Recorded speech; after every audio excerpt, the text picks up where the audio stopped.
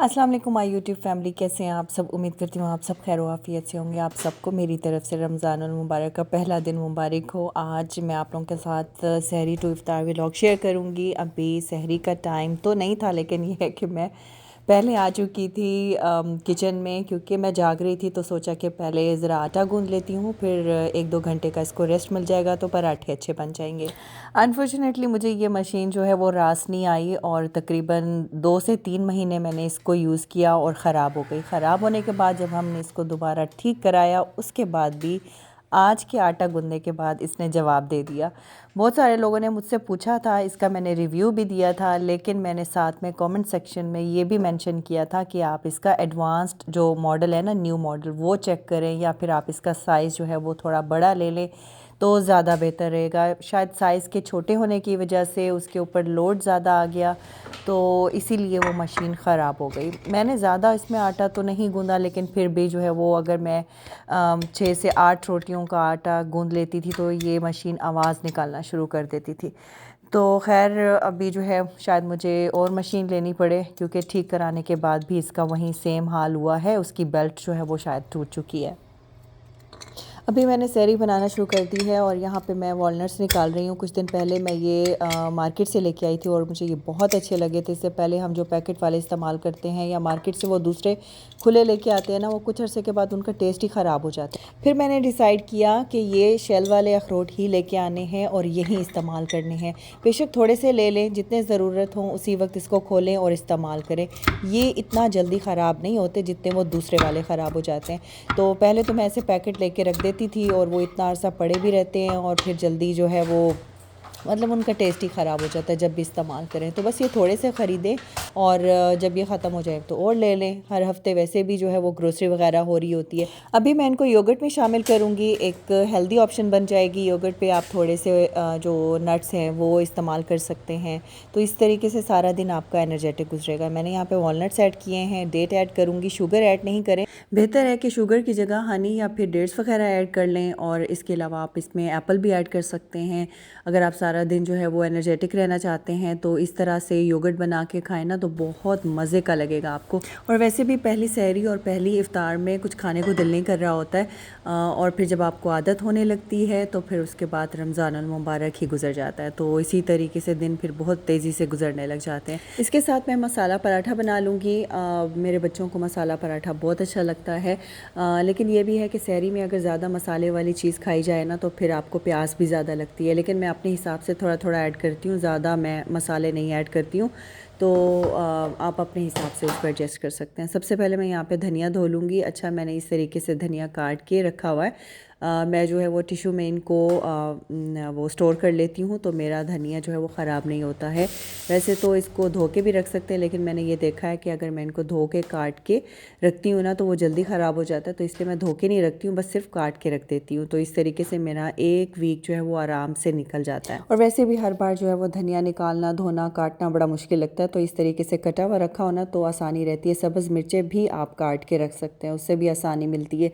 तो यहाँ पर मैंने पेड़े बना लिए हैं। अब हम इसकी फिलिंग तैयार कर लेंगे। पेड़े को बेल के मैं उसके ऊपर घी लगा दूंगी। उसके बाद मैं सॉल्ट ऐड कर दूंगी और लाल मिर्च पाउडर ऐड कर दूंगी, चिली फ्लेक्स ऐड कर दूंगी। साथ ही थोड़ा सा मैं इसमें जो चाट मसाला होता है वो भी ऐड कर दूंगी, और सब्ज़ धनिया और सब्ज़ मिर्चें मैं ज़्यादा नहीं ऐड करती हूँ। हस्बैंड के पराठे में ज़्यादा ऐड कर देती हूँ, लेकिन बच्चों में नहीं इतना ऐड करती हूँ, वो फिर बच्चों को नहीं अच्छी लगती। ठीक है, फिर उसके बाद हम जो है वो इसको रोल कर लेंगे। इस तरीके से पहले मैंने इसको काट लिया है स्ट्रिप्स की शक्ल में। जिस तरीके से हम सिनेमन रोल्स को रोल करते हैं ना, सेम उसी तरीके से हम इसको रोल करते जाएंगे, और फिर उसके बाद हम इसके पेड़े तैयार करके तकरीबन 2 से 3 मिनट के लिए आपने रखना है। अगर आपका आटा फ्रेश है तो फिर तो इतना टाइम काफ़ी है, अगर फ्रिज का आटा है तो फिर उसको थोड़ा सा टाइम लग जाता है। तो इस तरीके से मैं सारे पेड़े तैयार कर लूँगी, फिर उसके बाद मैं पराठे जो है वो बना लूँगी। कुछ लोग फ्रीज़ भी कर लेते हैं, लेकिन मैंने आज तक पराठे फ्रीज़ नहीं किए। अच्छा, मुझे ऐसे लगता है कि जैसे पराठे फ्रीज़ करने से ना वैसे उनकी फ्रेशनेस नहीं रहती। जैसे हम ताज़ा पराठा बनाते हैं ना तो उसका अलग मज़ा है। तो मैंने अपनी फैमिली को शुरू से आदत दी है कि जैसे ही तवे से रोटी उतरनी है उसी वक्त सर्व करनी है। तो मैंने ट्रे में जो है वो पेपर वगैरह लगा दिए थे। सहरी में हम ज़्यादातर जो है वो लिविंग रूम में आराम से बैठ के जो है वो सहरी करते हैं। इफ्तार हमारा टेबल पे होता है, बाकी सहरी के वक्त जो है वो हर किसी का मूड जो है वो एक अलग ही होता है, तो उस वक्त मैं फिर सबको ना सबकी ट्रे बना के ना अलग अलग तो सबको पकड़ा देती हूँ, तो फिर हम उसी में खा लेते हैं। तो यहाँ पे मैंने थोड़ा सालन भी निकाल लिया था और योगर्ट साथ में रखी है और पराठा। यहाँ पे अभी हमारी सहरी हो जाएगी और हस्बैंड के साथ में न्यूज़ भी चल रही होती हैं, वो भी देख रहे थे और फिर उसके बाद नमाज कुरान पाक का टाइम हो जाएगा। तो ये था सहरी का टाइम और उसके बाद मैंने किचन साफ़ कर लिया था और बस फिर उसके बाद सोने के लिए चले जाते हैं। और बच्चे जो है वो स्कूल चले जाएंगे। बच्चों की स्कूल की टाइमिंग्स भी जो है वो डिफरेंट हो जाती हैं रमज़ान में, तो रूटीन थोड़ी सी जो है वो और हेक्टिक हो जाती है, क्योंकि कभी हम सो रहे होते हैं, कभी स्कूल के लिए उठ रहे होते हैं, तो ज़रा मुश्किल हो जाता है। तो जी अब मैं आ चुकी हूँ दोबारा से किचन में। तो अभी बस मैंने यहाँ पे मनी प्लांट्स लगाए हुए थे बॉटल्स में, तो उनको मैंने पानी से फ़िल किया और एक दो लीव्स मैंने और इसमें ऐड किए थे। तो अभी मैं जा रही हूँ धनिया तोड़ने के लिए, क्योंकि आज मुझे अपने गार्डन का धनिया बहुत अच्छा लग रहा था। दिल कर रहा था कि फ़्रेश तोड़ूँ और वहीं इस्तेमाल करूँ। ये जो परिंदों की आप आवाज़ें सुन रहे हैं ना, ये नेचुरल हैं, ये रिकॉर्डेड नहीं हैं। कुछ बर्ड्स ये हमारे अपने गार्डन में हैं और कुछ जो है वो इधर उधर जो दरख्तों पे बैठे हुए होते हैं उनकी आवाज़ें हैं। साथ में ये कैट्स तो हर वक्त घुसी हुई होती हैं। धनिया अभी छोटा था इसलिए मैंने थोड़ा सा काटा। खुशबू ही अलग होती है फ्रेश धनिया की जब आप इसको तोड़ रहे होते हो। तो अभी मुझे इतना ठीक तरीके से काटना भी नहीं आ रहा था, डर डर के काट रही थी कि कहीं ख़राब ही ना हो जाए। तो खैर थोड़ा सा मैंने इसका बंच काट लिया था और अब मैं यही धनिया पकौड़ों में इस्तेमाल करूँगी। वैसे यहाँ पे ज़्यादातर जो है वो प्लांट्स ग्रो करते नहीं हैं, कुछ ही अरसे के बाद ख़राब हो जाते हैं। तो बस मैं वही दुआ कर रही थी कि कुछ अरसा जो है ये सही रह जाएं और मैं इन्हीं को इस्तेमाल करती रहूं। और इसके अलावा हमने अपने गार्डन में आलू भी उगाए हुए हैं। बस हमें जो चीज़ मिलती है हम जाके दबा देते हैं, ताकि कोई ना कोई चीज़ जो है वो लगी रहे और गार्डन जो है वो हरा भरा हमें लगे। तो अभी मैं यहाँ पे आलू काट रही थी पकौड़ों के लिए और इसके अलावा आप लोगों के साथ रेसिपी शेयर करूँगी चिकन फजीता सैंडविचेस की, जो कि आप लोग ज़रूर ट्राई करना, बहुत मज़े के बने थे। मैं हर रोज़ इफ्तार में बच्चों के लिए ऐसा स्नैक ज़रूर रखूँगी जिसमें बच्चों का पेट भी भर जाए, हेल्दी भी हो और यह है कि बच्चे शौक़ से भी खा लें, क्योंकि मेरे बच्चे जो है वो ज़्यादातर ये आलू के पकोड़े खा लेते हैं और या फिर कुछ बर्गर्स वगैरह या रैप वगैरह बना लूँ तो सिर्फ वही खाते हैं। इसके अलावा दही बड़े और फ्रूट चाट नहीं शौक़ से खाते हैं। तो इसलिए उनके लिए मुझे कोई ऐसा स्नैक ज़रूर बनाना पड़ता है जिससे जो है वो उनका पेट भर जाए और हेल्दी ऑप्शन भी हो। तो यहाँ पे ये मेरी बेटियाँ बाहर निकली हुई हैं बिल्लियों के पीछे, तो इनको विंडो से मैं देख रही होती हूँ। तो ये मैंने आलू के पकोड़े बनाने के लिए आलू काट लिए थे। इनको मैं पहले जो है वो नमक वाले पानी में भिगो के रख दूँगी कुछ देर, फिर उसके बाद जब फ्राई करने होंगे तो मिक्सचर में डिप करके मैं फ्राई कर लूँगी। चिकन मैंने डिफ्रॉस्ट होने के लिए रख दिया था और अभी मैं यहाँ पे कुछ सब्ज़ी काट लूँगी जिसमें कैप्सिकम है। इसको मैं काट के जो है वो इस्तेमाल करूँगी चिकन के साथ। तो मेरे पास ये 2 कलर्स में मौजूद थी, अगर आपके पास 3 कलर्स में मौजूद है तो आप वो भी इस्तेमाल कर सकते हैं, लाइक रेड कलर की, येलो और ग्रीन कलर की। एक ही कलर की भी हो तो आप जो है वो बना सकते हैं, ज़रूरी नहीं है कि 2-3 आपने कलर इकट्ठे करने। जितनी मुझे इस्तेमाल करनी थी उतनी मैंने निकाल ली थी, बाकी काट के मैंने वापस जो है वो शॉपर में बंद करके फ्रिज में रख दी थी। तो अभी यहाँ पे मैंने चिकन भी काट ली है स्ट्रिप्स की शक्ल में और सबसे पहले जो है वो हम चिकन कुक कर लेंगे। मैंने ऑयल डाला है और चिकन ऐड करूँगी, इसमें मैं सॉल्ट ऐड करूँगी, ब्लैक पेपर ऐड करूँगी। आप क्वांटिटी अपने हिसाब से ले लीजिएगा, ठीक है। अदरक लहसुन पेस्ट शामिल किया है और साथ में मैं इसमें सोया सॉस ऐड करूँगी और चिली फ्लेक्स ऐड करूँगी। बस ये 3-4 मसाले हैं जो हमने ऐड करने हैं। इसको हम फ्राई कर लेंगे। फिर उसके बाद जब ये चिकन आपकी गल जाएगी तो हम इसमें कैप्सिकम ऐड कर देंगे।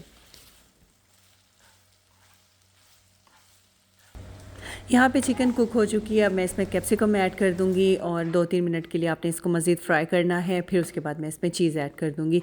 चीज़ को हमने थोड़ी देर के लिए मेल्ट करना है और उसके बाद जो है वो हम डिश में ब्रेड निकाल लेंगे। फिर हम सैंडविचेस की असेंबलिंग कर लेंगे। सबसे पहले सॉस वगैरह लगा लेंगे और मज़ीद चीज़ ऐड करके, चिकन की फिलिंग ऐड करके हम उसको मज़ीद 2-3 मिनट के लिए बेक कर लेंगे। वैसे तो ये चीज़ काफ़ी है, लेकिन अगर मज़ीद आप उसको मज़े का बनाना चाहते हैं तो और चीज़ें ऐड कर सकते हैं, ठीक है। तो यहाँ सबसे पहले मैंने ब्रेड जो है वो काट ली थी। फिर उसके बाद जो फिलिंग हमने तैयार की है उसकी असेंबलिंग करके सॉसेस वगैरह लगा के जो आपको पसंद हो। मैंने यहाँ पे बर्गर सॉस यूज़ की है, आप केचप भी यूज़ कर सकते हैं और बस इसी तरीके से आप फिलिंग करते जाए। मज़ीद आप इसमें अपने पसंद का जो है वो सैलड भी ऐड कर सकते हैं। वैसे तो ये चिकन की फिलिंग इनफ है, लेकिन मज़ीद अगर आपको कुछ अनियंस वगैरह पसंद है तो वो भी ऐड कर सकते हैं, लेकिन बच्चे फिर शौक से नहीं खा सकते, तो इसीलिए फिर आप ये चिकन की फिलिंग ऐड करके और इसमें चीज़ ऐड करें और इसको बेक कर लें।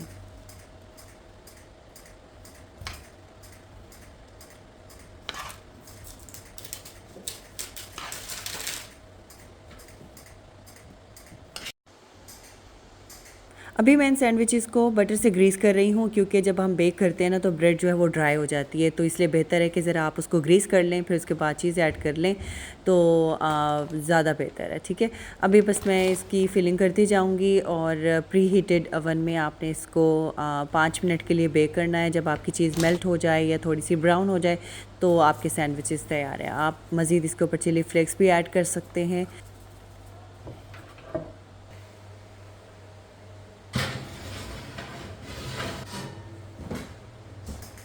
और अब मैं यहाँ पे दही बड़े बना लूँगी, साथ ही फ्रूट चाट बना लूँगी। बोल मैंने निकाल लिए थे। अच्छा, यहाँ तक टाइम जो है वो सही जा रहा होता है, लेकिन जैसे ही आधा घंटा इफ्तार से पहले या फिर 1 घंटा रह रहा होता है तो उस वक्त फिर स्पीड में काम शुरू हो जाते हैं, तो उस वक्त फिर कुछ गड़बड़ भी होने लग जाती है, क्योंकि उस वक्त सब इकट्ठे हो जाते हैं। तो मैं पहले तसल्ली से काम कर रही होती हूँ, लेकिन जब बच्चे नीचे आना शुरू हो जाते हैं ना तो उस वक्त फिर मेरा काम जल्दी जल्दी होना शुरू हो जाता है। तो मैं जो है वो अकेले अगर काम कर रही होती हूँ ना तो वो मेरे लिए ज़्यादा सही होता है। तो अभी यहाँ पे फ्राइंग का काम शुरू हो चुका है, यहाँ पे भल्ले तैयार हो चुके हैं और अभी बस मैं जो है वो दही भल्ले तैयार कर लूँगी। मैं जो है वो बेसन के ही बना रही होती हूँ ज़्यादातर। माश की दाल के मुझे थोड़े हैवी लगते हैं, तो ये ज़रा लाइट होते हैं तो ज़रा खाए जाते हैं। तो बस मैंने यहाँ पे भल्ले ऐड किए थे, चने ऐड किए, प्याज ऐड किए और सब्ज़ मिर्चें ऐड करके फिर दही ऐड किया और अभी मैंने इसके ऊपर इमली की चटनी भी ऐड कर दी थी, थोड़ा सा सब्ज़ धनिया ऐड कर दिया था। और अब आप देख सकते हैं मेरी स्पीड लग चुकी है। पकोड़े बन रहे हैं, यहाँ पे आलू के पकोड़े भी बना लिए थे, साथ में दूसरे मिक्स्ड जो सब्ज़ी वाले पकोड़े होते हैं वो भी बना लिए थे, जो कि बहुत ज़्यादा हो गए थे। फिर मैं सोच रही थी कि अगले दिन मैंने ये गलती दोबारा नहीं करनी है, या फिर मैं आलू के पकोड़े बनाऊँगी या फिर सब्ज़ी के पकोड़े बनाऊँगी। दो दो बनाओ तो वो फिर ढेर सारे हो जाते हैं और फिर बच भी जाते हैं। तो अभी इफ़्तार का टाइम करीब था, अभी मैं यहाँ पे टेबल लगा रही हूँ। सब चीज़ें अल्हम्दुलिल्लाह टाइम पे तैयार हो गई थी, लेकिन एक चीज़ जो है वो रह गई थी, चॉकलेट केक। मैंने चॉकलेट केक भी जो है वो बच्चों के लिए बना लिया था, जो मैं पैन में अक्सर बनाया करती हूँ। वो 10 मिनट में तैयार हो जाता है, तो मेरे पास थोड़ा सा टाइम था तो मैंने कहा चलो चॉकलेट केक बना लेती हूँ। लेकिन टाइम पे फिर जो है वो मुकम्मल नहीं हो सका था वो, फिर मैंने इफ़्तार के बाद उसको कंप्लीट कर लिया था। बच्चों ने फिर उसकी जो है वो फ्रॉस्टिंग तैयार कर ली थी। ये आप देख सकते हैं इफ़्तार की टेबल, जिसके ऊपर इरफ़ान जो है वो सबसे पहले आ चुके हैं और इरफ़ान जो है सबसे पहले रोज़ा खोलते हैं। अभी हम लोग किचन में थे मैं अभी प्लेट्स वगैरह ला ही रही थी, तो अभी सब आना शुरू हो गए हैं। हम लोग रोज़ा इफ़्तार करेंगे।